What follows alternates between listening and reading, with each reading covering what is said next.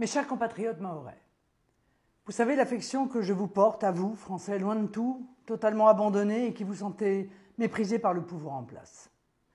Depuis plusieurs jours, vous êtes à nouveau plongés dans un chaos ressemblant de plus en plus à une quasi-guerre civile. La situation dramatique que vous subissez au quotidien n'est plus tolérable. Circulation bloquée par des barrages de migrants, rackets, tentatives d'assassinat et destruction de vos habitations, l'enfer continue en toute impunité. Je sais à quel sentiment profond d'injustice et d'abandon vous vous sentez livré. Injustice d'une part des autorités locales qui s'en prennent à d'honnêtes citoyens français manifestant pour exprimer leur désarroi face à une submersion migratoire et une criminalité devenue endémique. Injustice d'autre part du président Macron et de ses ministres qui depuis 7 ans vous promettent toujours monts et merveilles sans que jamais rien ne change. Il y a quelques mois de cela, le ministre Darmanin annonçait en grande pompe le lancement de l'opération Wambushu.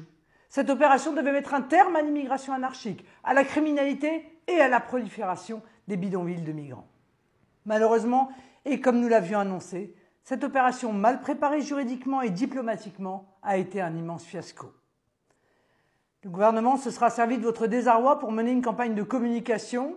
Le ministre de l'Intérieur et des Outre-mer, incapable d'assurer l'ordre dans notre pays, s'est servi de Mayotte et des Mahorais pour sa communication personnelle. L'immigration anarchique en provenance des Comores et d'Afrique a finalement seulement importé sur votre territoire la culture de la machette. Comment croire que la France, puissance mondiale, soit incapable de faire entendre raison à l'Union des Comores et à son président? Vos bus scolaires transportant vos enfants sont régulièrement attaqués. Les écoles sont devenues des prisons à ciel ouvert, encerclées de barbelés et de policiers. Vos maisons sont régulièrement pillées et vos rues sont devenues le théâtre d'affrontements entre gangs toujours plus violents. Depuis l'élection d'Emmanuel Macron, votre quotidien n'a cessé d'empirer, plongeant votre département dans un chaos généralisé.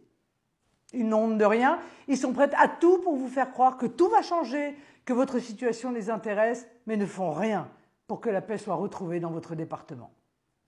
Ainsi, le Premier ministre parle-t-il d'une loi-programme pour Mayotte, cette même loi dont parlait déjà l'ancien ministre de l'Outre-mer, Sébastien Lecornu, il y a plus de 2 ans. Tout comme le président parlait des premiers coups de pioche de la piste aérienne en octobre 2019, et ils n'ont toujours pas eu lieu. J'aimerais même déposer une proposition de loi pour mettre un terme à l'immigration à Mayotte en 2018, qui sera reprise dans une grande loi-programme en faveur de l'Outre-mer que je vous présenterai bientôt. Je sais l'amour que vous portez à votre pays, la France.